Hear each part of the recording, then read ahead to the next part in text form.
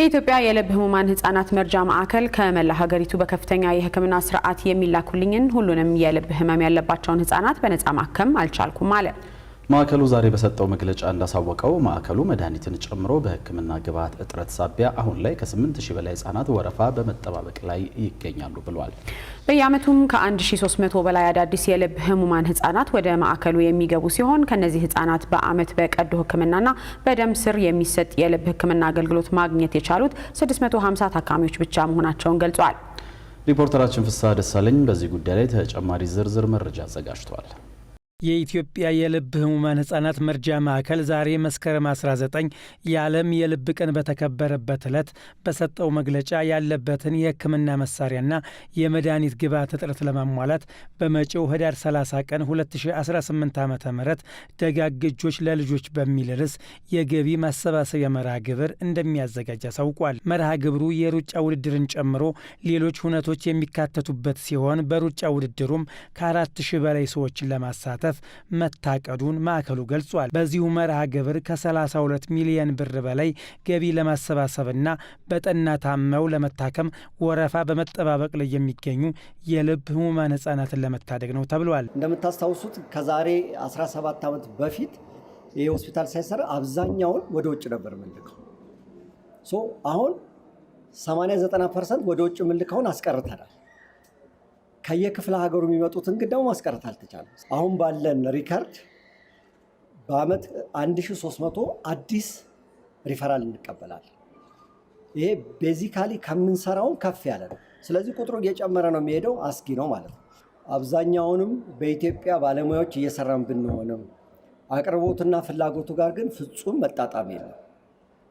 አንዱ ደግሞ እንዳይጣጣም ያደረገው ነገር የድርጅቱ ካፓሲቲ ብቻ ሳይሆን አንዱ የገንዘብ አቅም ማነስ ነው። ሁለተኛ ግብአቶቹ ከ85% በላይ የሚሆኑት ግብአቶች እዚህ ሀገር ውስጥ አይገኙም። ስራ አስፈጻሚው አክለውም ማዕከሉ በአመት ከ12000 በላይ የልብ ህሙማን ህጻናትን በተመላላሽነት የህክምና አገልግሎት በመስጠት ላይ መሆኑን ገልጸዋል።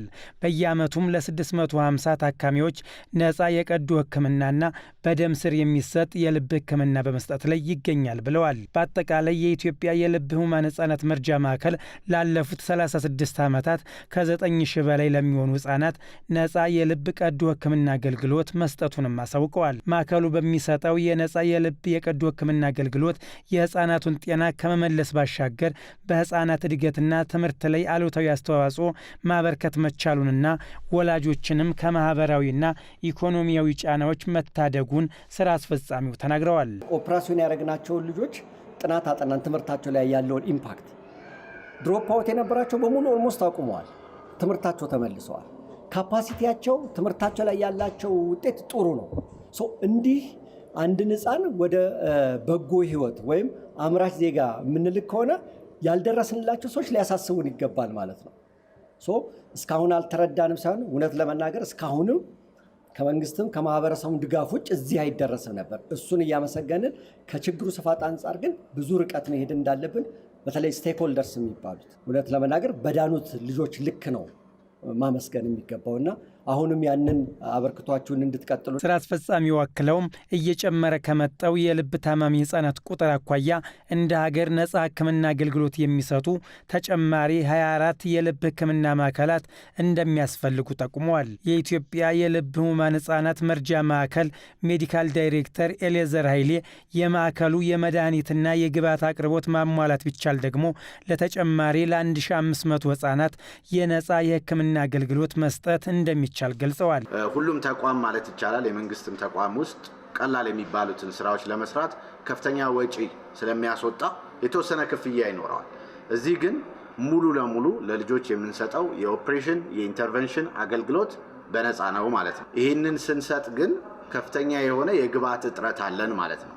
ግብዓቱ ቢኖርና ሳምንቱን ሙሉ መስራት ብንችል አሁን ካለው አንጻር አሁን ፈንክሽን እያደረግን ያለነው በ1/3 አቅማችን ነው።